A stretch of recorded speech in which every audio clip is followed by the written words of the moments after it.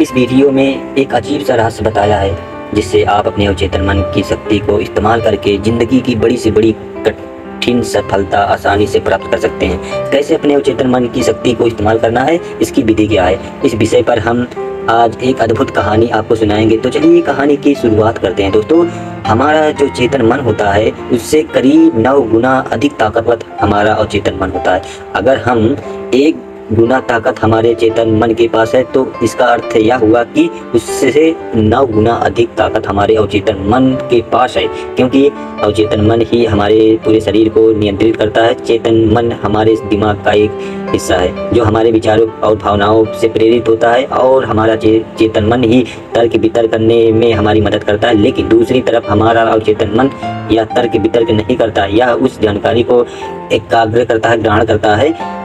जैसे कर सकते हैं जो इसे चेतन मन में सोचते हैं वैसे ही हम बनते चले जाते हैं। क्या आपने कभी इन बातों पर विचार किया है कि कोई व्यक्ति दुखी क्यों है और वही व्यक्ति दूसरा व्यक्ति बहुत सुखी है, और एक व्यक्ति दुख और समृद्धि से भरा हुआ है और दूसरा व्यक्ति बहुत ही गरीब और दुखी क्यों है?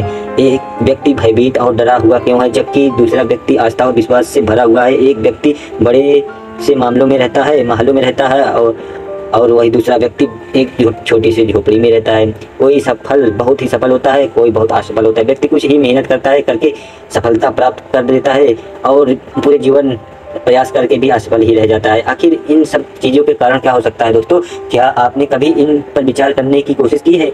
हमारे जीवन में जो भी अच्छा है वह हमारे अवचेतन मन पर निर्भर करता है। अर्थात यदि आप अपने अवचेतन मन में बात डालेंगे, मेरे साथ जो भी कुछ होगा वह अच्छा होगा, मेरे साथ जो भी हो रहा है वो अच्छा ही हो रहा है, और मैं एक दिन कामयाब जरूर बनूंगा, तो आप अवश्य ही बन जाएंगे, जीवन में कामयाब बन जाएंगे। वहीं पर यही अवचेतन मन में बुरी से बुरी बातें डालेंगे, अर्थात नकारात्मक बातें डालेंगे, तो आपके जीवन में केवल नकारात्मक ही बढ़ जाएगी और आपके जीवन में कुछ अच्छा नहीं होगा। आप जहां जाएंगे वहां पर आपके हाथ असफलता ही लगेगी।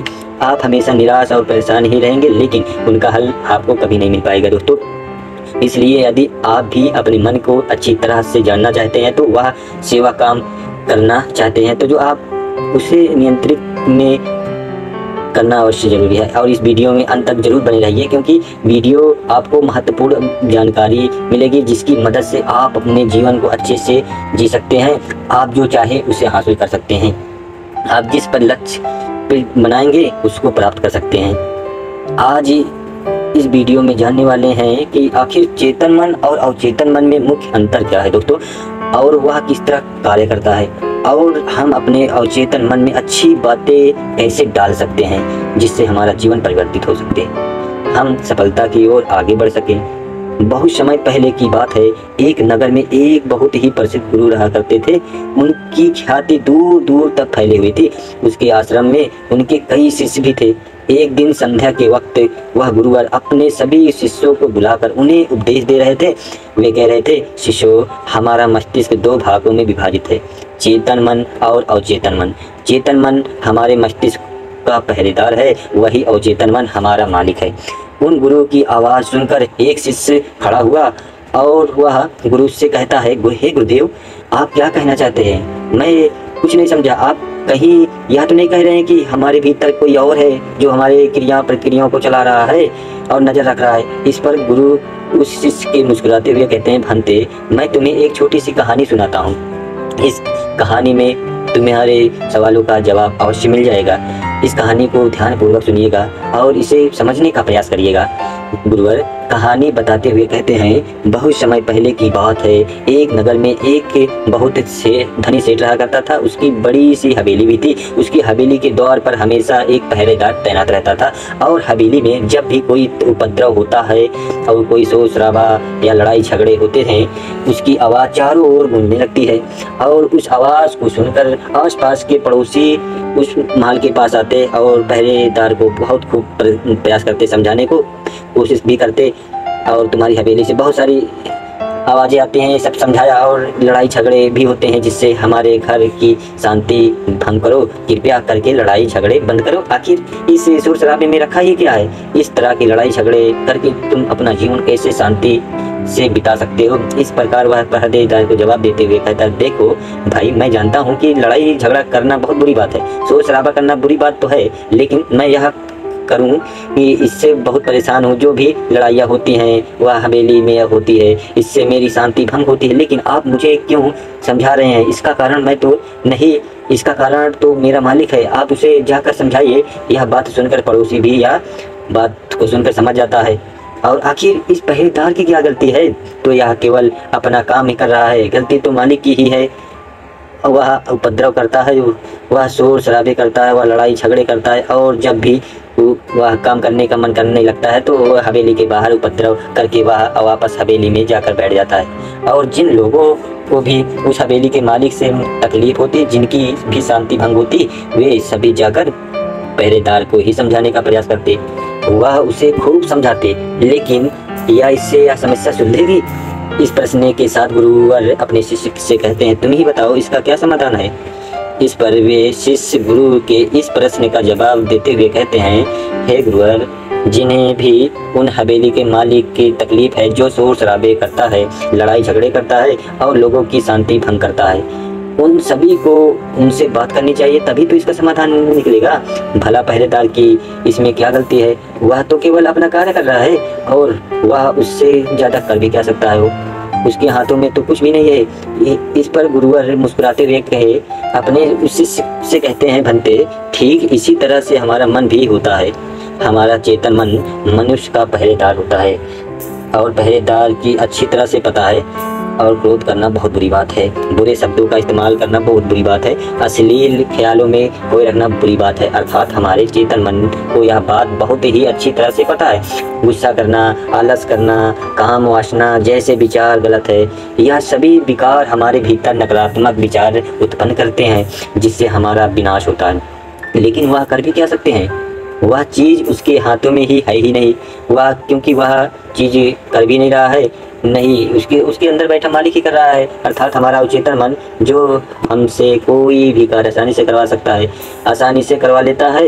यही सभी है जो कि हम सभी अच्छी तरह से जानते हैं। हमें लगता है भी है कि हम अच्छी तरह से समझ चुके हैं, जैसे कि वह पहरेदार समझता है कि, लेकिन वास्तविकता में तो इससे हमारे जीवन में कोई भी बुनियादी का फर्क नहीं पड़ता। आगे वह गुरु तो उससे सीखे कहते हैं, भंते, तुम्हें भी अपने आप को कई बार समझाने का प्रयास की होगी, और मुझे सही समय पे उठना है, आश्रम की साफ सफाई करना है, भिक्षा मांगने जाना है, रात को आने के बाद ध्यान भी करना है, लेकिन क्या इससे कोई फर्क पड़ा?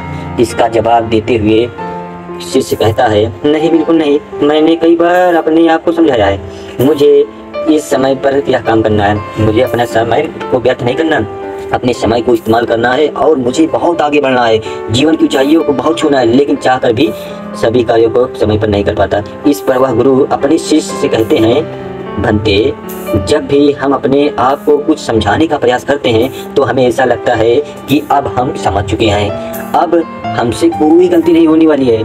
हम सोचते हैं कि अब हमारा जीवन बदल जाएगा, हम जो भी करेंगे अब वह सही होगा, अब तो हम जीवन में सफलता प्राप्त ही कर लेंगे। लेकिन दूसरे ही पल हम यह पाते हैं कि हमारे जीवन में कोई बुनियादी बदलाव आया ही नहीं, और ऐसा केवल हमारी नासमझी कारण होता है। हम अपनी नासमझी के कारण अवचेतन मन की जगह से और चेतन मन को समझाने का प्रयास करते हैं दोस्तों, अर्थात मालिक को छोड़कर हम पहरेदार से बात करते रहते हैं, उस समय उसको समझाने का कोशिश करते रहते हैं, लेकिन तुम यह भूल जाते हो कि आखिर यह पहरेदार कर क्या रहा सकता है, उस पर उसके हाथों में है ही नहीं। लेकिन हमें तो अपने आप को चेतन मन को समझाने की आवश्यकता है दोस्तों। हमारी बुद्धि अर्थात वह पहरेदार को यह समझ जाता है कि यह सही है, क्या गलत करना है, क्या करना है, क्या नहीं करना है ये। लेकिन यह सही बात तो यह है कि पहरेदार को सभी चीज़ पता है, सीमित रह जाती है सारी हवेली को मालिक अर्थात हमारे अवचेतन मन को पहुँच ही नहीं पाती।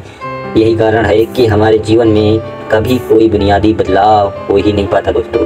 ठीक उसी प्रकार जैसे कि यदि आपसे कोई कहता है कि पौधे में पानी डालोगे तो वह पौधा एक आलीशान बरगद का पेड़ बन सकता है और फल भी लगेंगे, और आप अच्छे से मान भी लेते हैं और पौधे में पानी भी डालने लगते हैं दोस्तों। लेकिन आप पौधे के पत्तियों पे डालते हैं, सोचते हो कि उसमें फल और फूल आएंगे। लेकिन जरा एक बार के लिए सोचिए, अगर आप पत्तियों पे पानी डालोगे तो फूल और फल कैसे आएंगे? तो उस पौधे की जड़ में डालने की आवश्यकता है। हम में से कुछ अधिकांश लोग पत्तियां पे डालने लगते हैं पानी, अपने आप को बहुत भाग्यवान समझने लगते हैं, लेकिन यह भूल जाते हैं जो आप पत्तियों पे डाल रहे हैं तो अब पेड़ की गहराई में तो जा ही नहीं रहा है और पत्तियों पे ही पड़ के साइड हो जा रहा है। ऐसे में पौधे में फल और फूल कैसे लगेंगे दोस्त। इसी प्रकार अपने मन के साथ ऐसा ही करते हैं, हम अपने जीवन में जो भी चाहते हैं वह हमें नहीं मिल पाता। धन्यवाद दोस्तों, अगले वीडियो में जरूर मिलेंगे। Bye bye, take care. बबली स्टडी आई को इस चैनल पे बने रहें, सब्सक्राइब शेयर करते रहें। धन्यवाद।